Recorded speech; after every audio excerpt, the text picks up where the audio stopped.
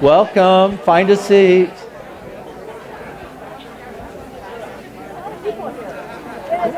Get a good seat while they last. Oh, I knew that was going to happen. All right. Wow. Thanks for coming out on a Tuesday night. What a great night for a good conversation, don't you think? Yeah, we're going to talk about why, right? Yeah, about affordable housing. And some people have said, Mental Health Center of Denver, like, why are you talking about affordable housing and bringing a national expert in to do this? And I'll tell you a little bit more about that. It's really hard to get well if you don't have a place to live. So, well, that was me. Oh my God, this thing's going way too fast. Well, I'm done. Thank you for coming. So, I'm going to have to get some technical help. Oh my. Oh, wow, that's pretty good. Okay, all right. So, yeah, this is me. I run the Mental Health Center of Denver. I'm a psychiatrist. I never planned to run anything, but I'm really deeply moved when you get to see people get better. And so I have a lot of people to thank. And so this is our host committee, which are rock stars. And if you guys could stand up, we'd like to thank you.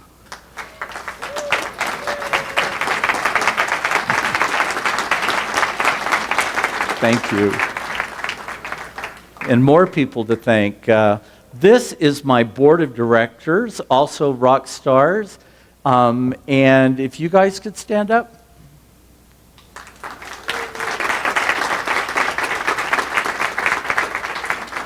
And you may not know about the Saban Group, so I'm going to tell you about the Saban Group. The Saban Group is our wholly owned subsidiary that just develops affordable housing. When we first got together in '89, we asked the people we were serving, what would be helpful to you? And they said, there's a couple of things. One, medications are very expensive, and if you could help us get access to the medications that we need, that would be helpful. So we started a pharmacy to meet that need. And then the second thing was, it's really hard to get well if you don't have a place to live. So the Saban Group is actually named after Florence Saban, who was a famous public advocate. And you may know this, but each state gets to pick out 2 statues to have in our capital in Washington. And Florence Saban is one of those. She did outrageous things like, you really shouldn't drink out of a bucket that's had a dead rat in it, right? Yeah, she was very practical, really a mover and shaker. And so to honor her, we named our housing group after her. And so, if you get intrigued by this conversation tonight, we are looking for more really rock star people to be on our Saban board, because there's a lot of work to be done. All right, so I will talk a little bit about what we do. So right now, we have housing for about 1,000 people, of the people that we serve. And we have group homes, we have apartment buildings, and I can tell you 1,000 is not enough. If you look at Denver, and you look at the shortfall in affordable housing, we're about 26,000 affordable housing units short. And if you follow what's happening in Denver, housing prices have gone up, rents have gone up, they've almost doubled in the past 4 to 5 years. And so there are a lot of people that are affected by that, including the staff that work at the Mental Health Center of Denver, and first responders, and school teachers. So this issue about affordable housing goes wide. And I'm having one of those moments where I forgot to do something, which is recognize one more group.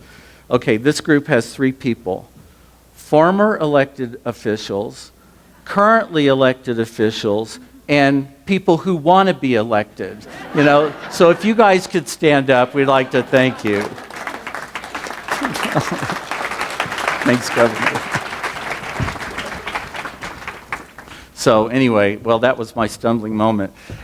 So what else shall we talk about. The artist that is out in the lobby, she is capturing your conversations about what is a home and what does it mean to have a home. So please, she's going to capture our conversation here, the questions, and she's going to create an image for us to have a conversation that goes even deeper. And that's Chris Whitman, who I found out is one of my neighbors just today, so which is great. So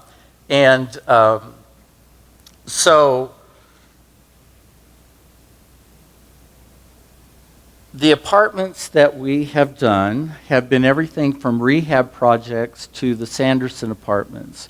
Sanderson Apartments was our first time to do a 60-unit apartment building. And if you ever have a chance to go visit it, we'd encourage you to do it.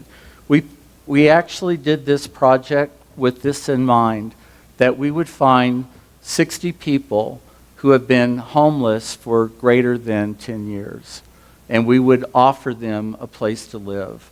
And you can imagine that if you've been homeless for that long, you've had many interactions with the police department because people that are homeless wind up being called to the attention of the police. And it's usually misdemeanor crimes and things like that. So we actually interacted with the police department in the city to find out who were the homeless folks that they were seeing very frequently. And they gave us pictures of folks. And our case managers went out into the streets and found the 60 people that were on their list. And if you want to have a gratifying moment, it's the moment that somebody tears up when they hear, "You mean you're getting me an apartment?" And what a difference that makes. So we opened. We had our grand opening in August, and then we moved forward and had the 60 people found by the end of December. And there was a recent article in the paper that was talking about the impact that that's had on the city and how much money, frankly, it's saving the city in those other kinds of services. But that's only part of the story. What's really gratifying is having people say, "I have a home to live in." So that's why we're interested in this. We have another project on the horizon, which is the Sanderson, is the Glenarm Commons. And that's one of those things where if you've not done affordable housing before, you have to have about 1,000 things come together to get it off the ground. I mean, there are rules and regulations and zoning and meeting with communities, and we'll probably talk about this a little bit. It's like everybody wants folks to have housing, but they don't want it in their neighborhood. So those are some of the issues that we deal with. So I am going to have the great pleasure now to introduce Dr. Tiffany Manuel. And let me tell you just a little bit about her. She is a rock star. She's been doing this kind of work for over 25 years. She is a national leader. We connected with her through Enterprise Community Partners. And she has a whole list of degrees. And I'm not going to say all those, but just say that she has been very serious about looking at this issue. She shared with me this afternoon that she was really a data person, but discovered that data doesn't tell the whole story and the importance of conversation. So, welcome.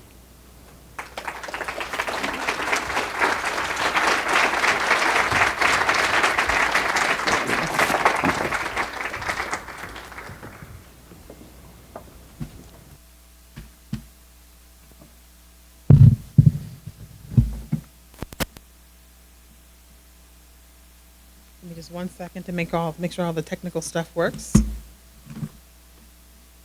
Maybe it won't.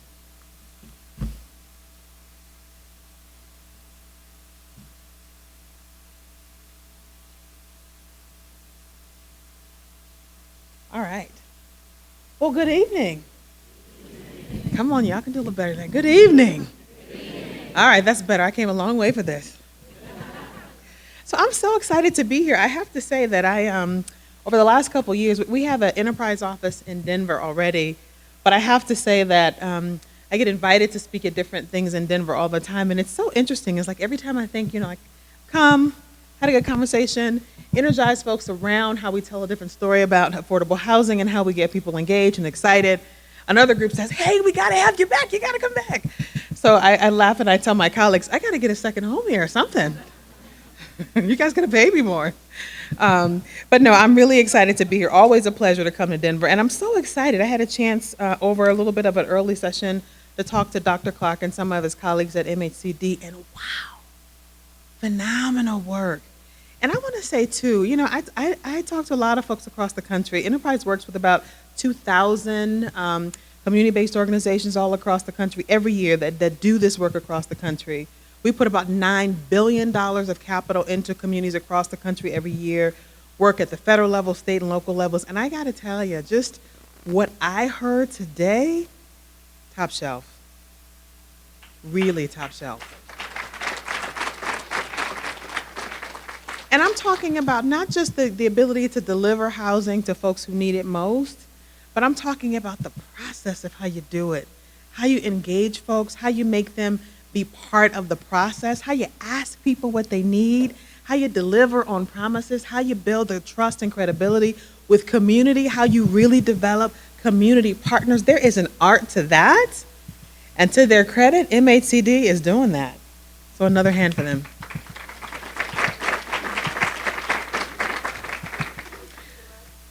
Closer to the mic? All right, how about that? And I'll speak a little louder too, how about that? All right. So I'm so excited about Denver. I think, it's so interesting. I was, earlier in the day, I was in Boulder, and they were talking about, Boulder's tough, it's expensive, but we were voted one of the happiest places on the planet. I'm like, whoa, that's pretty good. The happiest places on the planet. I mean, you got to do something pretty good to do that.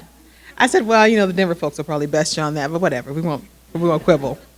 But I'm excited to be here because I think there's so much energy and excitement and enthusiasm around the work. And so I'm excited that to lean into that with you around how we best do a better job of engaging folks. So I said at the top of this, or Dr. Clark said at the top of this, that I'm a data person.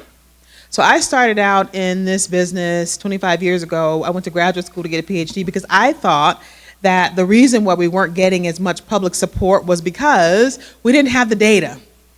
So I thought that I was going to go and get a PhD and I was going to produce all these analysis that was going to show the benefit of community engagement, going to show the return on the investment that happens when you invest in community-led solutions, right? And then you let that solve a whole series of social problems. So 25 years later, as a data person, wow, we have all this data. In fact, I'm going to talk a little bit about the data platform that Enterprise has, and I'm going to also hopefully excite you about the data that is coming. And then I also want to, as a second part of the conversation, make you a little bit concerned that even of the data we have, that today we're not using that effectively to make the case that we need to about inclusion in our communities.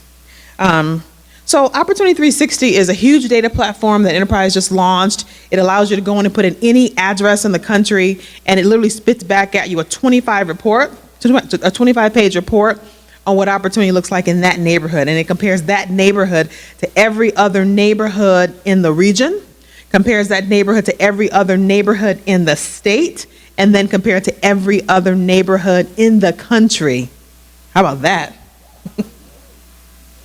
So that's a whole lot of data, and it's made possible by the fact there's just so much more data than we ever thought possible. I'm of the age. I know that I'm in a room full of folks who some of you older, some of you younger, but I'm in the age where I remember when computers were people. How many of you saw Hidden Figures? Okay. Those were people, and when I got to graduate school, computers, they were just making the shift over to computers being machines, and there were 5 of them on campus, and they were the size of refrigerators, and nobody would let you touch it. Like, you had to go and give them a floppy disk with, how many know what floppy disk is? Okay, good, okay, all right. You had to give them a floppy disk with a program on it that you had, right, and a whole series of cards, and then they would take that. And if you wanted to do the analysis, it took like 8 hours. So you would go, give them your floppy disk and your cards or And then you'd go and pace around and, oh man, in 8 hours, I'm gonna get my regression analysis. I'm so excited. I wanna see if there's a correlation between poverty and, all the kinds of things that are happening. And you'd come back after 8 hours and it was on the sort of green and white paper. How many of you remember the green and white paper? Okay, all right, I got all these with me today. And it would come back and it would show error on line 158 of your program. Go back and fix it. And you'd have to start all over again. And eventually you'd get like a number and you'd be so excited. I can see the correlation between these two things and I can talk to people about that. And now that same exercise is done in milliseconds on a desktop, and it's actually really boring. Nobody even cares about your little regression analysis because everybody can do that. And you can even do it in Excel now. Something that literally took that long. So we have seen a whole technological revolution in the data space. And I want to get you even more excited, maybe a little fearful, but more excited about the data that is coming. We are in the era of big data, huge data, where everything you do has a data point to it. You are the data. It used to be that the census folks, they went off and they talked to people and they would put their, mark down on papers what the answer was and they went back to these, right, and did that. And today, all of that stuff is fairly automated. You are the source of the data. You don't know this, but all the Facebook posts, or maybe you do because all that's in the newspaper these days, you are the data. Everything that's on Facebook and everything that's in your cell phone, right? It's been cataloged, what you look at, where you're shopping, where you're going, where you're moving. Satellites are tracking your movements. And not just that, think about all the other kinds of ways in which the data that you have, that you are creating data, right? Think for those of you who've got Alexa and Echo.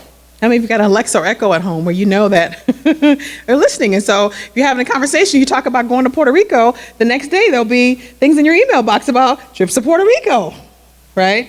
Think about that, your vacuum cleaners, right? The little iRobots that are data that's transmitting. Your car, when you get in an Uber, all that's being tracked. If your driver goes too fast, Uber literally sends a message to your driver to tell him or her to slow down. Right? All that's being tracked. Think about all the ways in which, even in this room, the way that the temperature in the room is being controlled electronically, all of that. And think about each one of you as a data point. And think about the block that we're sitting on, each one of us transmitting all kinds of data. And then think about all the blocks in Denver with every single person, every single car, every single home, every single computer. Wow! You don't own that data, or you don't own your data, but Verizon will sell it back to you. And they'll sell it to a lot of other people apparently too. And the thing that is, the data that is coming, the sort of three things that we need to pay attention to is automation, how a lot of the things that are happening is being automated, things we used to do are for ourselves. It's going to cause big shifts. Augmented reality, where we are at any given time, and artificial intelligence, going to transform the communities in which we live. Right? Think about going someplace and this kind of enhanced capability around Google Mapping where I don't know where I am, I'm in a different city, let me pull it up and it tells me exactly where I am. Think about the sort of Google glasses that are being tested and marketed right now, where you see somebody and you know their face, but you don't quite remember the Google glasses will show, oh yeah, this is Paul, right? Paul owes me $30. Dagnabbit the heck, Paul owes me that $30. And it'll show you the last conversation you had on text message with Paul, with the picture, with the ability to just, through audio, just say, can you send a Facebook or text to Paul after that I just saw him to say X, Y, and Z? Done. All right? Think about, I have a 9-year-old and a 12-year-old who have the Pokemon stuff, and they run around the world with me trying to figure out these Pokemon. They're, right, these things, these imaginary things that are in the environment that they have to run and get to play this game. It's kind of augmented reality. But it's also going to change the conversation around a number of things that we need to have a livable city. Transportation is going to be dramatically changed, not just because automated or autonomous vehicles, right, that's coming next. GM is to start to roll all these things off, although we got to get the Uber folks to stop mowing down people in the road first. But it's coming. That is the wave. In 20 cities, they're now testing automated vehicles in DC. I rode in one. It's great. You get in. There's no steering wheel. You just sit there and you type in your address, and it starts driving. And it takes you there. It's like, wow, that is, the first time you get in one, it's a little kind of, you don't know what to do with yourself. Like, do you look out the window? Do you get on your phone? I mean, who knows what to do in these things? But it's also going to have real world implications for decision making, like in New Jersey. Even things like Uber, they have decided that instead of building to do the infrastructure for a huge parking garage, which is next to one of their transit stations, that they would just pay Uber drivers to take folks with mental health issues. That was one of the issues they were trying to figure out. They would just, have Uber do that, and it was a lot cheaper. But those kinds of decisions. It's going to change the way we think about food systems.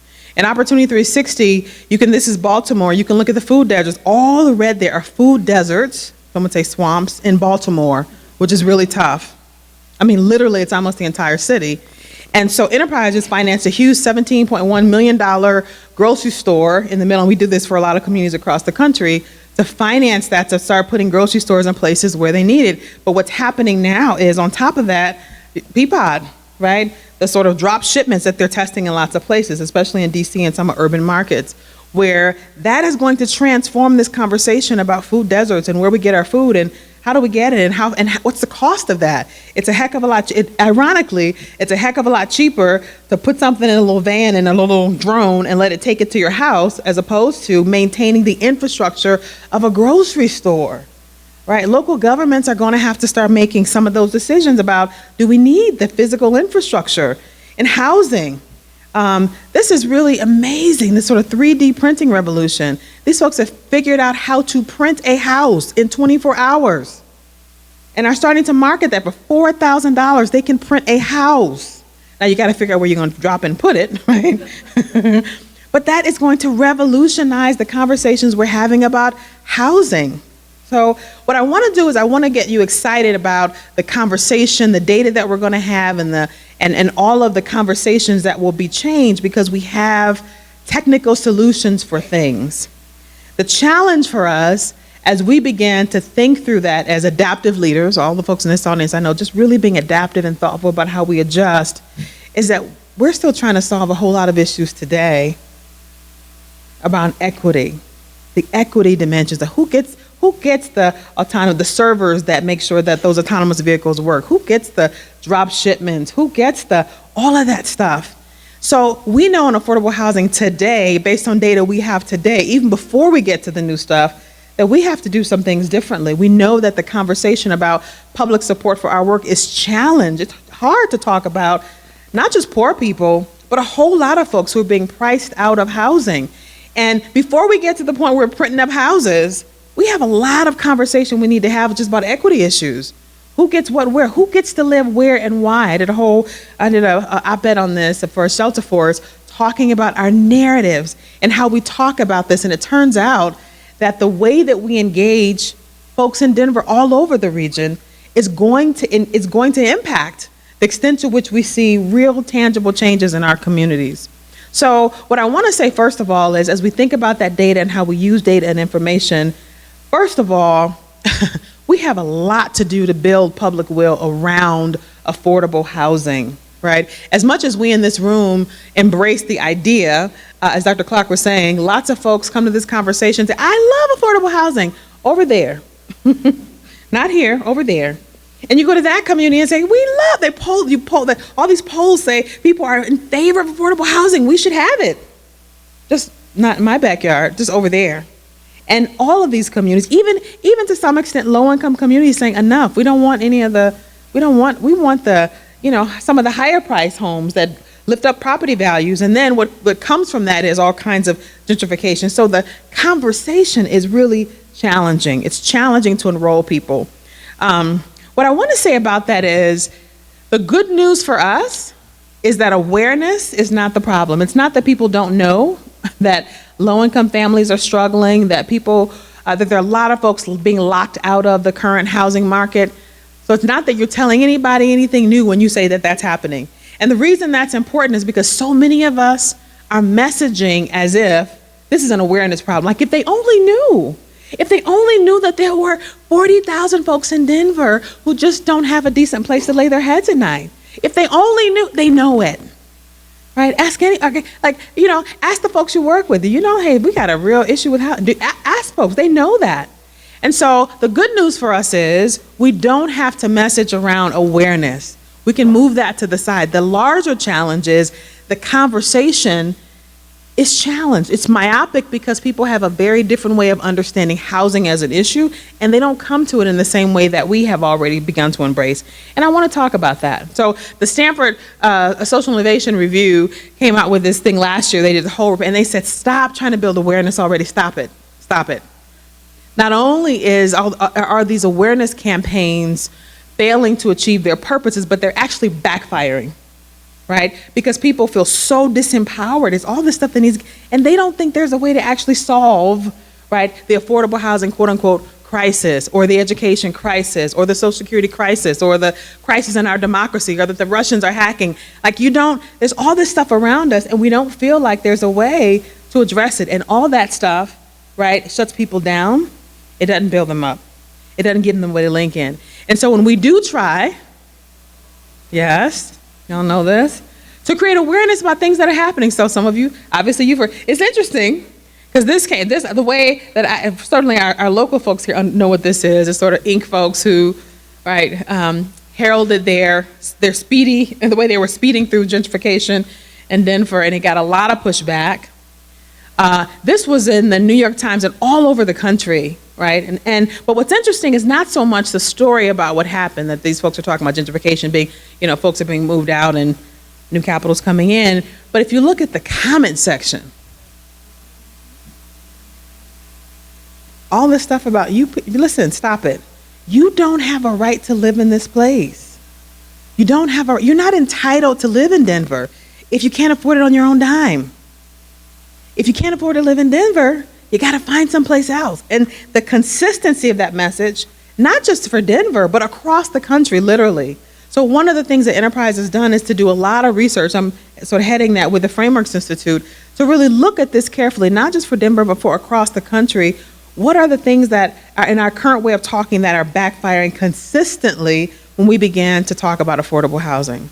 So I'm going to give you the three narratives, the things that the sort of core beliefs. There are lots of things that we do and we think about in our communities, but these are the three that are just eating our messaging consistently.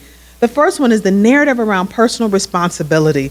When you say to folks that people are struggling, they don't have the housing they need, for the most part, the knee-jerk reaction for most folks is, hey, listen, I'm sorry about that, but aren't we all struggling? It's your responsibility to figure it out, right? It's each one of us figuring out the dance we have to do to make ends meet, and we're all doing that.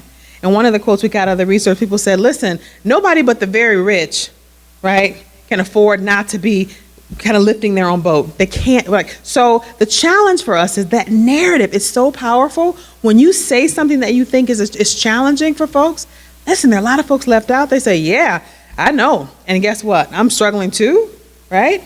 And so those folks will have to figure it out on their own.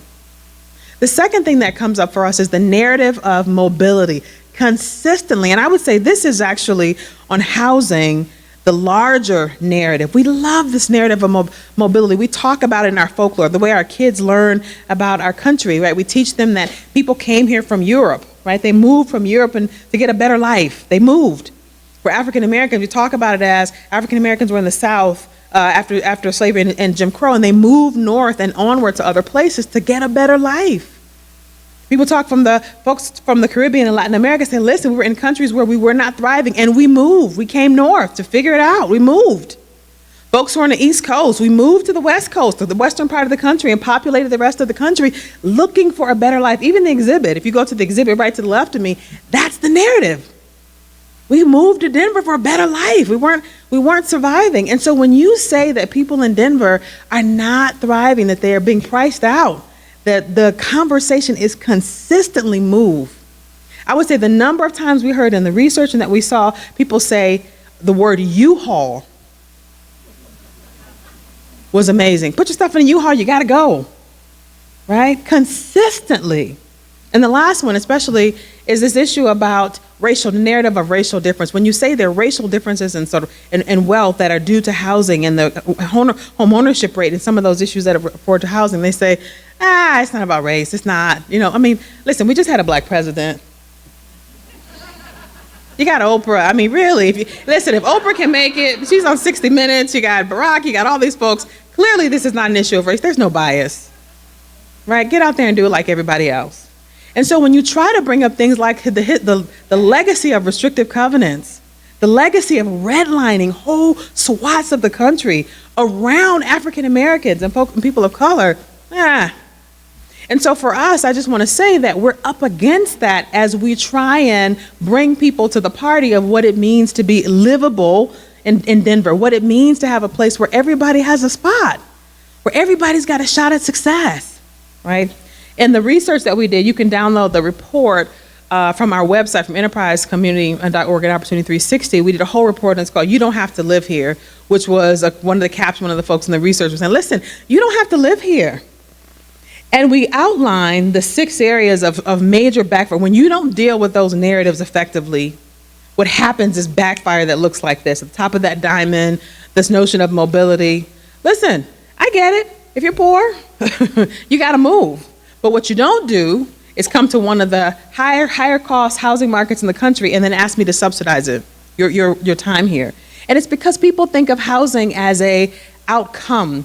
Housing is a reward for getting a good education, getting a good job, and then you get the reward of housing, and they think about it as a consumer good, the same way you would think about a car, the way you buy a car, right? When you go to buy a car, you look at what your budget is, and you figure out what kind of car you can afford, and then you go into the place that, right, gets you the best car. So most of us don't walk into the Maserati dealership. We don't have Maserati money. You go to the place. And so what people said consistently as part of this work is, hey, listen, a lot of these folks are living in Maserati markets. Denver is slowly becoming a Maserati market, and it's not in your budget. What you need to find is a Ford budget. In fact, a used Ford. That's Kansas. Right? We were talking about Topeka. Right? Topeka's great. Right? Cheap housing, decent job. Topeka's great for you. Hey, listen, they got great jobs in Kansas. Hey, listen, even better, Alaska is great. Because that's what you can afford on your budget. And they said, listen, we're not trying to be mean, but this is the thing. This is about supply and demand. If people are moving in, they got more money, they're pricing you out. You got to move. So the challenge for us is if you're not navigating around, and I won't go through all of them, if you're not navigating around this stuff, you're going to get stuck in that. And so our attempts to raise public consciousness and awareness and empathy for the folks that we serve get stuck right in the middle of that diamond, of all that negative stuff, even the sort of separate faith stuff on the left side of that diamond, where people say, listen, I feel bad for folks, but I'm struggling too. And so all these resources that you're providing for folks who are low income or who have mental health issues or whatever it is, that's another dollar out of my pocket to go to that doesn't help me as a middle class family. And a lot of these middle class families will tell you, we're struggling, right? They'll say, listen, I got my parents that need to go to assisted living, and I'm struggling to figure out how I'm going to pay for that and subsidizing that. I got a kid who's surfing my couch who's got $200,000 in student loan debt and no job to pay for it. In addition to that, for myself, I'm thinking about my own life and when I can retire. My pension is not that great. I've been taking out money from it to subsidize this other stuff. And in the middle of this conversation, you want to talk to me about more funding for somebody else to have a house? I don't see it. That's the conversation that we're having. And the challenge for us is we have to do more to engage folks differently, or that's the knee-jerk reaction that we get.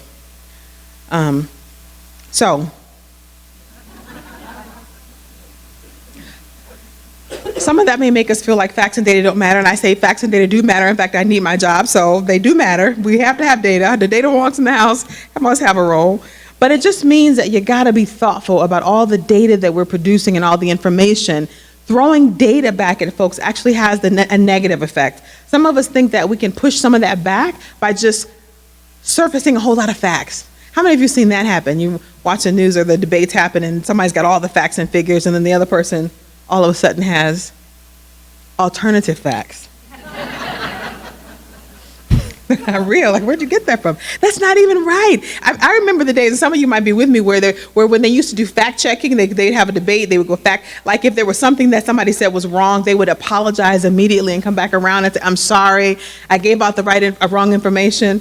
Now they just keep rolling, and they keep saying it, right? And so it can make you feel like, I got all that data and information, but these folks are just making it up at this point. That's really what we mean when we say the backfire effect. It's a real effect. I'm not just saying that for the purposes of this conversation.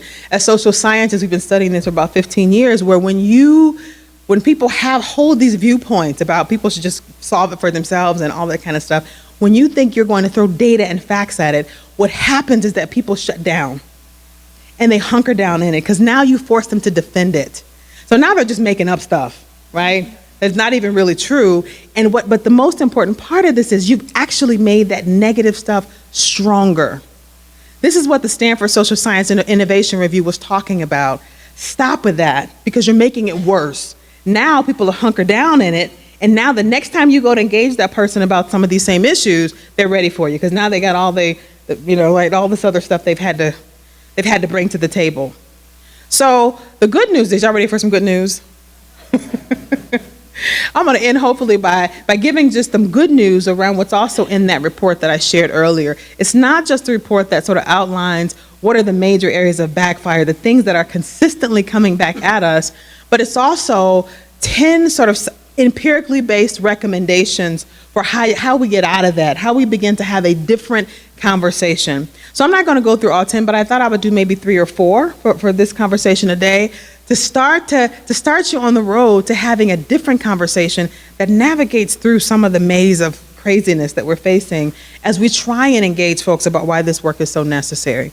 So the first redirection is, don't lead with the facts. Some of us think, right, every time the census does the latest thing, or the continuum of care folks come out with the latest numbers on homelessness, we talk about that, we push it out. 80,000 people or whatever it is, people are potentially on the verge of homelessness in Denver, or 20,000 people don't have a place. And we push that out because we think that builds urgency. It doesn't. It shuts people down, right? Because first of all, it's so big. It's crisis-oriented, and it's so big. I mean, think about all the crises that we have around us going on, right? You got the Russians are, apparently hacking into our democracy, and apparently they're running the thing. I don't know, right? Who knows at this point? You got the North Koreans, and they're trying to, right? And then you have, infrastructure challenges. You got the gun control kinds of issues, and we're fighting about that, and we can't figure out what's the deal and what's going on with that. You got Social Security, and it's insolvent, and you got healthcare, and is it Obamacare or Trump care, and you can't figure out what's going on, and all of that stuff. And then after all of that crisis, here you come. And you got a crisis, and you want to tell them about all the people in Denver, right, who are poor, who don't have a place to sleep at night. People can't absorb that much crisis, and so what happens is they shut down, right? They turn on Netflix, right? They turn to figure out what Kim Kardashian had for breakfast this morning, because they're tuning out. Y'all get that? They're tuning out. Not because they don't care, they can't absorb that, especially without a way to do something about it. It's disempowering. So we don't lead with facts, and we certainly don't lead with problems, and that's a huge challenge for us. As I was saying before, we do so much of our messaging talking about problems because we think that brings folks to the table. It doesn't. You want to lead with values, right? Talking about, what are we doing at MHCD? We are building a new reality for our people. We're building a city that everybody's got a shot at success. And that includes a conversation about housing. And we can do that. We can do it, right? So in there, you got conversations about American pragmatism, the can-do spirit. You've got sort of opportunity for all. You got all of that in there, but that's a different conversation. And then talk about the solutions. What I heard this morning, phenomenal. Not about problems, solutions. We're solving this issue, and here's how you do it. Now, I like to have that conversation. Tell me about how we're solving some stuff. Tell me about how we are building, how we are preparing our children for those autonomous vehicles, and the new data that's coming, and the drones that are going to be spinning around, and all of that stuff, the houses that are going to be 3D printed. How are we preparing our folks, right, for the new millennia? How is that happening? Get me excited about that. Anchoring people in that conversation brings folks to the table. It makes them lean in versus where we usually take them, which is problems oriented, right? And sort of, hear the facts that are really negative. So we're going to change that conversation. And the last part of that, and I realize there's a lot of words on these screens. I usually have some pictures, but I'm going to go fast because I know we want to get to Q&A for the session. But also the most important part of that is targeted universalism. It's not just talking about what the solutions are for the folks we're targeting, but talk about the benefits and how they help everybody. Everybody wins, right? When we make sure that low-income folks, middle-class folks, that everybody's got a shot in this community. We all win, because that's the piece that's missing. So the second redirection is we like to tell a lot of stories about folks who are challenged in this community, right? Folks who are struggling to make rent, folks who are struggling to have the food, they're in food deserts, folks who are struggling with a number of different issues. And the challenge is we tell it in a way that creates the them versus us. I'm sad, and you heard it, right? I'm sad about that. I'm sad about what's happening, folks, but I'm struggling too. When you tell the story as a conversation about what's happening to them, I don't know why I have a stake in that. I'm sorry that Jenny or Susie or Bobby or whoever it is, homeless, doesn't have a place to stay. I get it, and I'm sad about that. But what do you want from me? Besides my money, hopefully something else, right? So the challenge for us is to tell a bigger story that has me understand how I'm implicated in that. Why is that about me? Because the economy of the region depends on all of us. Give folks a reason to lean in. I saw some folks in Illinois to do this. We need the people who need affordable housing.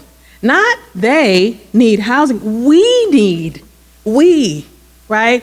The folks who are taking care of your children, when they have to get up in the morning and they have to travel an hour and a half to get to your 2-year-old, they don't exactly have the patience that you want them to have with your 2-year-old. It affects you. It affects you when somebody gave an example today in another conversation I was having. They were saying it matters when people are embedded in our community. I had a kid that got in trouble in the community, but because that police officer knew my kid, they had a different conversation than they would have, right, if that police officer didn't have the money to be living in this community. Talk about employers who need a workforce, right, that doesn't turn over every 6 months, right? Talk about that. So help people understand how they have a stake in your success.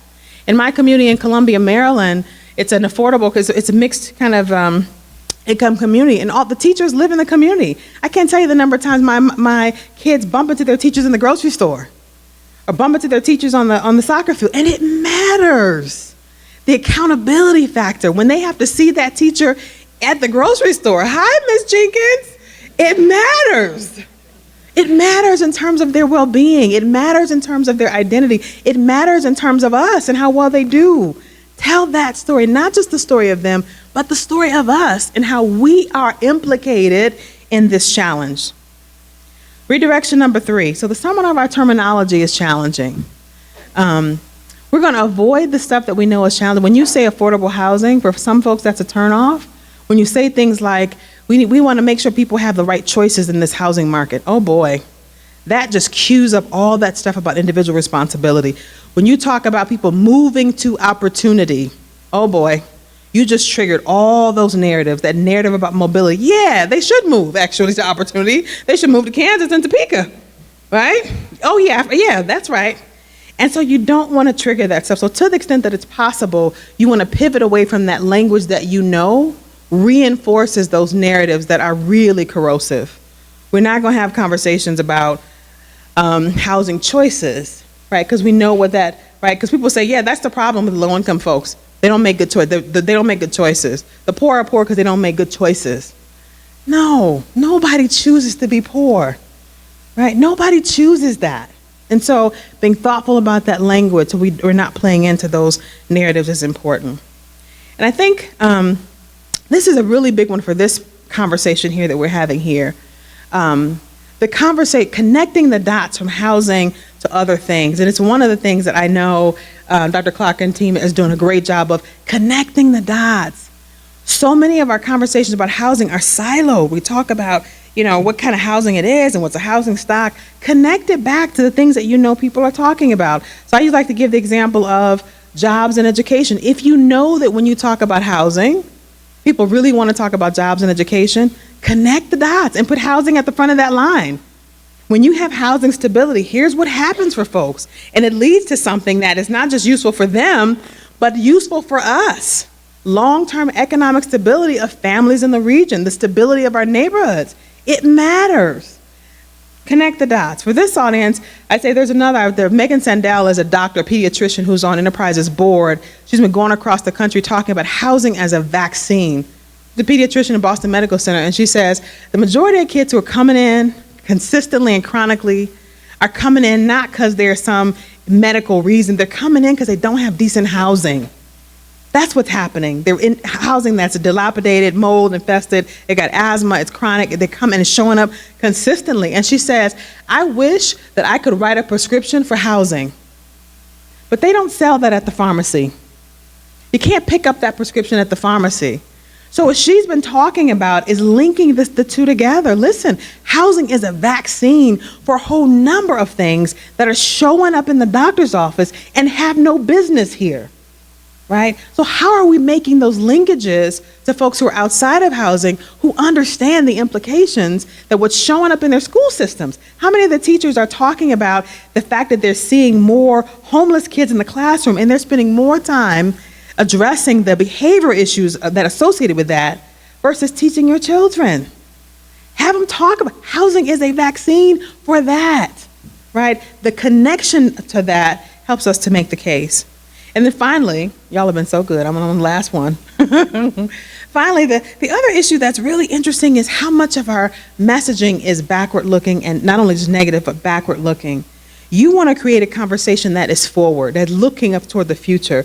That future orientation is so important because the future is something we can create together. When you start talking about what happened in the past, and it's really tough because people feel disempowered because they can't go back. What do you want me to do with that? I can't redo the past. And this is especially an issue for those of us who are people of color who want to talk a lot about the issues of the past, redlining, and you talk about restrictive covenants, you talk about discrimination in the housing market, historically has led to the conversation we're having now, which is a racial wealth gap and all the things associated with that. We need to have that conversation. The problem is, if you start the conversation there, you're dead in the water, right? So having that conversation be forward-facing is really important. And I give an example of this. I recently was in the market for a car, and some of you may have had this sort of conversation about what I call future pacing, what social psychologists call future pacing. You go to the car dealership, and the dealer says, and you have in mind, kind of reasonable price car, kind of modest and things, and the dealer says, hey, you like that red convertible over there? Go sit in it.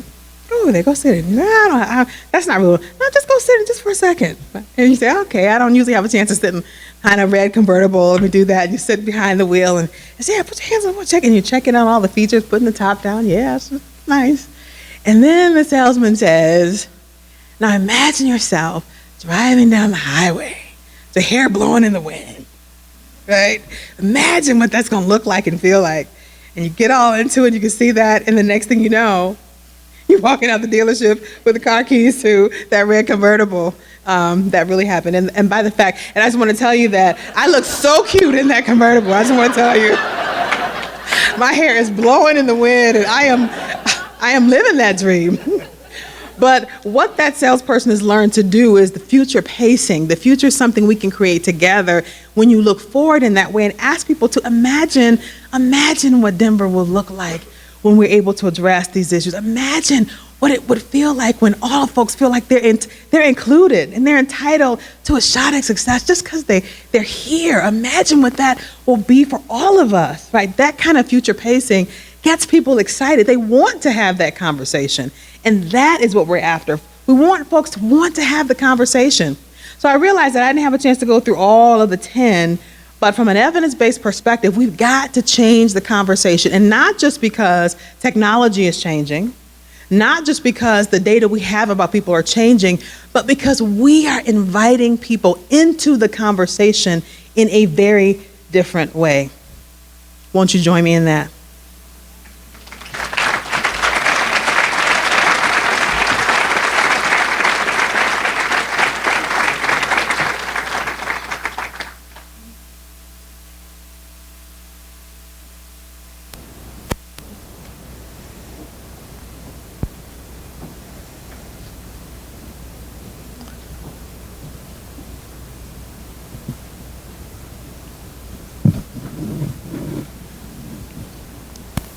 Dr. Manuel, thank you very much.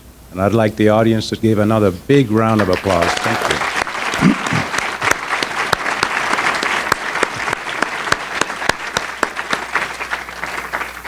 This was truly engaging, energizing, and I would say provocative. And this is the type of presentation that we like to leave with, but we're not ready to leave now.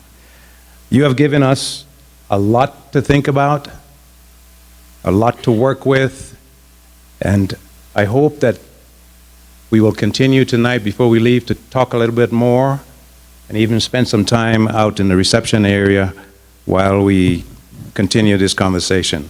Thank you very much again. First, before we continue that conversation, I'd like to move into the Q&A session, and that I will attempt to moderate for us tonight. Many of you are wondering, well, who is he? So, my name is Roy Alexander, and as I said, I'm going to be doing the moderating of the Q&A session tonight. And I only want to say a couple of things about myself for the benefit of those of you who do not know much about me. I, as a child, elementary student, middle school student, grew up in an extremely poor, tiny Caribbean island where I had to walk imagine a tropical island where it's rainy and there's a dirt road about 1/8 of a mile long that runs from my home to the main paved road that I would then catch the bus to go to work. I'd go to school. That's where I lived, and I had to climb out of that hole in water boots. And then when I get close to the roadside, I would park those boots under an old abandoned home and put on my shiny black pair of shoes, catch the bus and go to school. So that's the environment I came from. To move to what was then a home where I actually had electrically lit home with running water, where I no longer had to use kerosene lamps that burned my eyes. My eyes burned at night when I was trying to read. But by moving out of that hole to a new neighborhood where I had electrically lit homes, I was able to feel comfortable and use that comfort to spend the time to read, to do homework, and that led to me becoming a CPA here in the United States for 11 years, and later on would go on to become the CEO of Colorado Housing and Finance Authority, where I worked in that capacity for 10 years, with a total of 22 years at SHAFA. Today, I'm an independently elected director by the members of the Federal Home Loan Bank of Topeka. I don't know why you mentioned Topeka today. I don't know how that happened.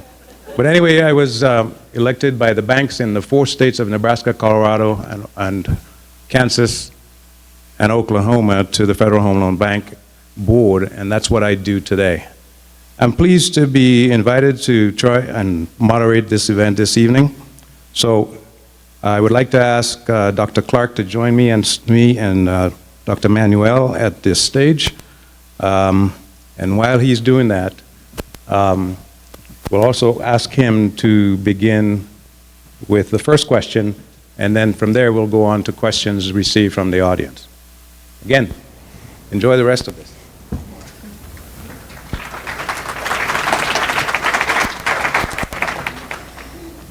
I am so ready to ask you a question. So,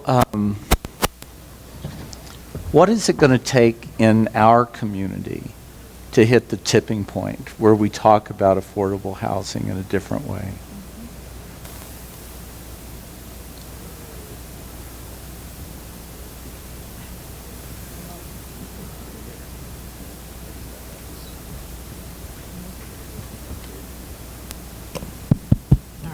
that better? Perfect. All right. So, so there's a lot that needs to happen. Certainly the advocacy that you all are probably already doing is important, right? Really pushing policymakers, legislators, and others to be thoughtful about this issue. And the good news is, as I was talking about before, the awareness is not an issue. As you were saying earlier, everybody in the region is aware that we've got a housing issue that has to be solved. That's the good news. But the challenge is making sure that people understand that they have a stake in the housing challenges of the most vulnerable.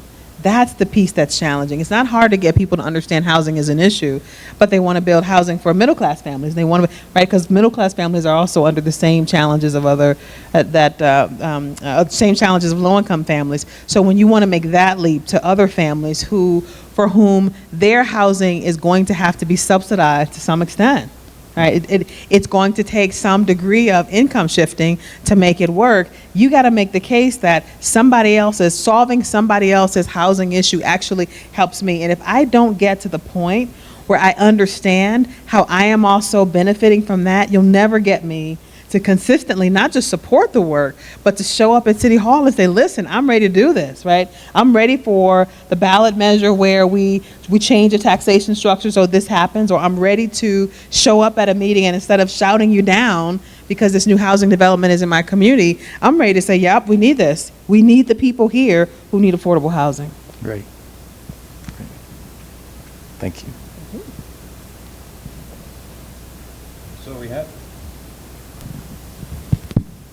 So we have a few more questions from the audience now, and some of these, it looks like staff has already consolidated them, but I'll begin with the question that reads, how are other cities in the United States dealing with this challenge, this housing challenge? Who has been the most successful, and what can we learn from them? Well, that's a great question. So it's interesting. I would say the folks who have been sort of most successful are not being successful for the reason you might think. I would say some of our colleagues in the great state of California, they just passed about 14 different ballot measures with a whole series, billions of dollars that are now going to flow into California. But I think a lot of that is happening because of the constituencies of who's in California. You've got all these tech folks in California, you've got Facebook and you've got Google and all these folks who have deep pockets and who understand that they are contributing to the housing challenges there and are supportive of some of these sort of movements forward. So I see a lot of those folks as being incredibly successful. I think that we are going to see, I think, the housing field shift, hopefully, in its messaging and its thoughtfulness about how we're listening, right, to folks in our communities about what are some of the pain points. And it's different. The conversation that needs to happen in Denver may be very different than the conversation that's going to happen in Boulder, or even the conversation that's going to happen right in California or other places, because what you're listening for is what is it that has other people understand their stake in our success. In Boulder, it's something very different, right? In Denver, it may be that what allows us to see the stake is that we're concerned about the region and we're concerned about, I don't know, whatever it is, but you tell me what are some of the issues in Denver, but it's different. And I think what's common across there is the process of listening. So I'm working with two groups, one in Seattle, it's interesting, a group in Seattle and a group in Memphis. Totally different topography, economic, right? In Seattle, the median home price is $750,000, right? In Texas and in Tennessee, it's a lot cheaper. But they've both done a lot of work to listen to figure out that one of the major constituencies that they need to bring into the conversation are parents, and especially elderly parents, who want to bring their kids home and they can't. In Seattle, it's too expensive. The kids can't come back. So the starter home in Seattle, totally unaffordable. You can't, so they don't get a chance to see their grandkids, and they're concerned about that. In Memphis, it's a part of the same conversation, but for very different reasons. They haven't done enough to have a strong enough economic base that their kids who go off and get educated can come back and get decent jobs so their kids don't come home. And they're concerned about that. And in both cases, housing is central to that. And so what's interesting about that is both of them have begun to land on these messages about, you want to bring your kids home? You want to have a place for your kids to come. You want to see your grandkids. Housing is central to that. Help us do this work. And we need housing solutions across the entire spectrum, not just for low-income families, for middle-income families, and even families that are struggling at other income levels. Once you do that, it turns the conversation around because you're able to give to folks the thing that they've been wanting. So the challenge for you in Denver is to figure out what are the things that people in Denver care about and what they want. And how do you help them to understand that housing is central to that they can't have that, they won't get that without addressing what's happening in housing. Dr. Clark, would you like to add anything to that? What could I add to that? I mean, the issues, so the city does a really good job of surveying us. And last month they did a survey that was looking at what are the big issues for people that live in Denver. And number one was affordability. And it was across all income groups. No, so it wasn't just one group that was concerned about that. The second one was traffic. And the third one was homelessness. That people are still concerned about, people not having a place to live. Great. So when you sat down, at each of your seats is a card that we'd like you to fill out with any questions that you have and pass them down to the aisle so that they can be collected and routed here so we can make sure we get your questions answered. The next question we have here is, what creates a successful and sustainable community for all? And perhaps both of you could respond to these questions, particularly Dr. Clark, in terms of some of the work that you do here. Yeah, well, so one of the things that we know is that when you think about health and the concept of, the bigger concept of well-being, we can all be for that, right? Health is not just the absence of illness. And even with mental health, it's not just the absence of illness. And so what are the things that we can do together that help us connect and improve the well-being of everybody? So the Gallup group actually looks at well-being, and in Colorado, we're number 7 as far as well-being goes. That's pretty good. For Denver, of the top 50 cities, we're number 18. Well, that's pretty good too. But we're not number 1. We're not number 50. And I can tell you, when I read the paper in the morning, I still do it, I'm very old-fashioned, right? When I read the paper, I see things in there about our community where the well-being is not good. So what can we do about those sorts of things? The science of positive psychology shows us something very, very interesting. There are different types of well-being, and one of them is community well-being. And what that shows is that if you have a friend whose well-being is good, it has a 15% influence on your well-being. If you have a friend who has a friend whose well-being is good and you don't even know them, it has a 6% influence on your well-being. And it's also true the opposite. If you have a friend whose well-being is not good, it's not 15%, but they have a 6% influence on your well-being to the negative. So we wind up all being much more connected. In some ways we know this, but we are much more connected than we might think we are. So when the well-being of anybody in our community is not good, it has a ripple effect with all of us. So when we think about the work that we do, we are looking at how can we open the doors to people doing the things that we know can go right to improve well-being. And I would say that in the measurement work that I do at Enterprise, one of the things that we are actively looking into are the kind of measures that are bellwethers for the things that are challenging. So on the negative side, it's the concentrations of poverty. When you've got growing areas of concentrations of poverty, when you look at that and you overlay health challenges over a region, it's almost one-to-one. It's almost as if you're looking at the same map, and it's a challenge. But there's also other kinds of things like measures of social isolation or connectedness, right? One of the major sort of public health threats is not just that you've got so many seniors that are aging. The biggest issue for seniors is isolation. And I will say that we used to think that it was only an issue of aging, of getting older, of sort of not being connected in the way that you might have done when you were younger. But increasingly, it's affecting younger and younger folks. And a part of it is related to some of the stuff I was talking about before. We're on our cell phones, we're on our gadgets and devices, we're not having I almost sort of bristle when people say that, because it's almost like a cliche statement, like we're not talking anymore, we're always on our electric devices. But it has an impact when you can go a whole day without actually talking to people, and except to look at a screen. It matters, that kind of interaction, that face-to-face, those connections. And so one of the things that we have to plan for in this new economy that is coming, in this new electronic world that is coming, is how do we maintain the connectedness, right, that we know is a positive influence on our community, that makes a place livable, that gives you so that some of those benefits that you were talking about, Dr. Clark. I want to thank the audience for sharing your questions with us. I want to let you know that we won't be able to get to every one of these questions, but we will share them with Dr. Manuel, and I will point you to the website a little bit later. We have time for another few more questions.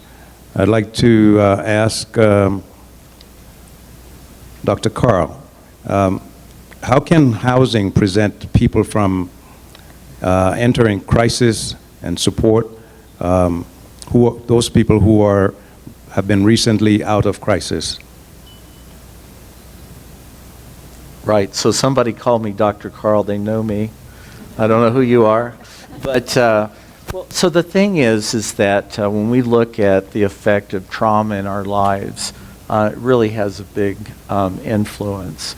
And so one of the things that happens with safe, affordable housing is that you can create an environment where people are not re-triggered by their past traumas.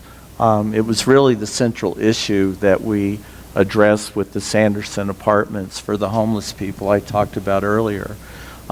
So if you can get upstream with that and you're not re-triggering people, you can create a safe enough environment that they can really face the things that they're struggling with. So I think that's a model that we can all think about. And we have, frankly, in Denver, we have neighborhoods where the entire neighborhood has been traumatized. One example is Elaria Swansea.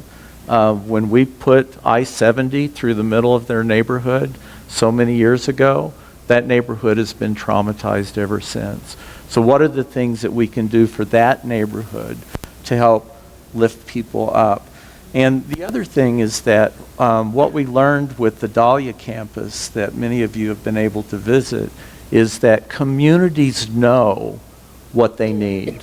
You know, every community has natural strengths, and how do you open up those conversations so you can really create something that helps a community thrive? This is an interesting question. Could you explain the concept of trauma-informed design? Trauma-informed design. Thank you. I know I mentioned that earlier. So imagine this. Imagine you've been homeless for a long time. And imagine all the places maybe you had to be while you were homeless. Hiding in stairwells, you know, maybe places where you were easily surprised by things that were going on. So when we built the Sanderson apartments, we had that in mind. So if you go there, the hallways are big. The stairways actually are glass, so that you're not surprised. You can see where you are. You can see that sense of community. We designed the apartments. They're actually small apartments. They're micro apartments. We didn't know we were trendy when we were doing this, but you know, some people really don't want you to come into their space. So when you go to the door of an apartment in the Sanderson apartments, you can see the entire apartment from the door without having to go into the room. Now, some people are fine with you coming to their apartment, but other people, it's like that's a barrier they don't want you to cross. So we have an ability for our case managers actually kind of go see how people are doing and see if they need some help and not cross that barrier. So that's what trauma-informed design is about. And if I can ask you to take it one more step, I think the conversation we had today also, to me, was trauma-informed community development. I would love for you to talk about your work in that space too, which I think is fabulous. Well, we actually have some folks from the community that we worked here tonight, and we're really glad you're here. So, you know, when you have this concept that communities do know what they need and that they have natural strengths, you have to figure out how to connect with the community. So every community has like official leaders, right? But communities all have natural leaders too, people that are known in the community. And when we approached the Northeast Park Hill neighborhood, we just kept asking the question, who should we be talking to? And it was like, well, if you don't talk to so-and-so, this is not going to happen. And the other part of that is that was a neighborhood that had been given lots of promises over the years. You know, there was the 4-acre spot that had been the largest African strip mall in America that burned down, and lots of promises of we're going to come in, we're going to do this, we're going to do that. So frankly, when we stepped through the door, people did not trust that we were going to do anything. And they certainly didn't trust us. And they certainly didn't trust anything that said Mental Health Center of Denver, right? And so that's the kind of conversation you have to have. You have to be open to meeting people where they are. So, Dr. Manuel, you gave some very enlightening comments about how to structure the conversation, how to change that conversation in order to get results and help build public will. So one of the questions from the audience is, the gap in Denver is around 26,000 statewide. We're talking about closer to 50,000, 55,000. And that gap has been there for quite some time. And the more we build, particularly with the tax credit program, approximately 1 million units per year nationwide. The question is, what can we do to make a big dent into that gap?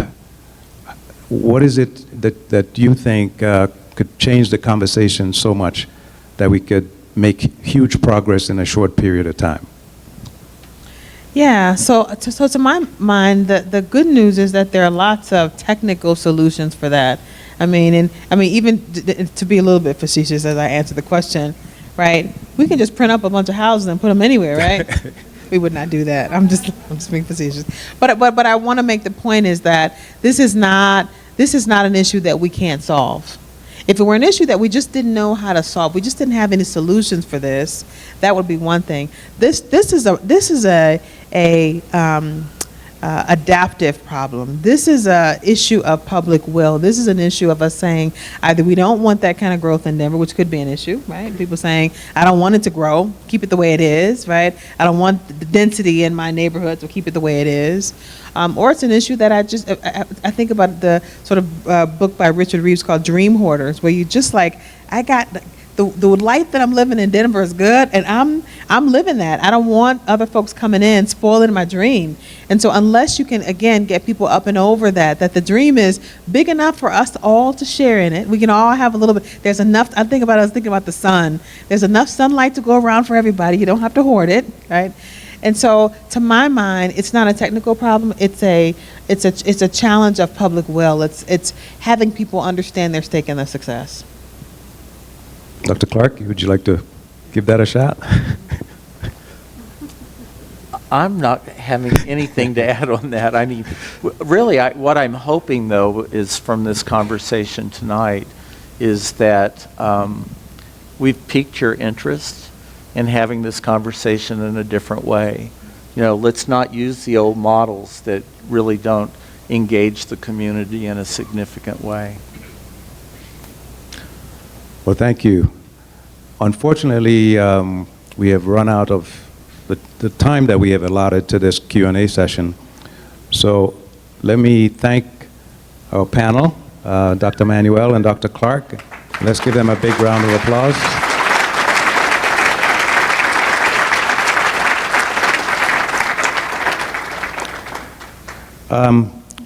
As we wrap up, I'd like to invite you all to join us either in here to carry on the conversation or to visit in the atrium area.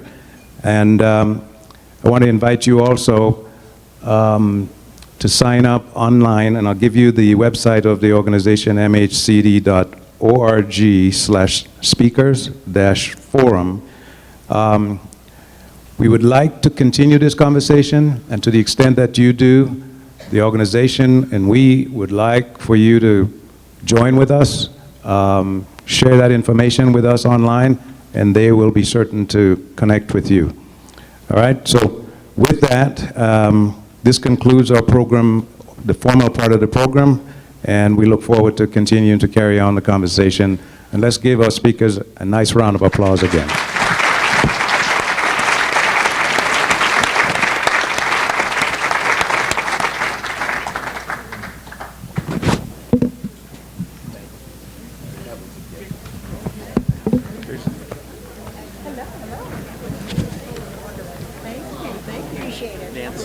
I know him well. Board member, I saw that. I saw that.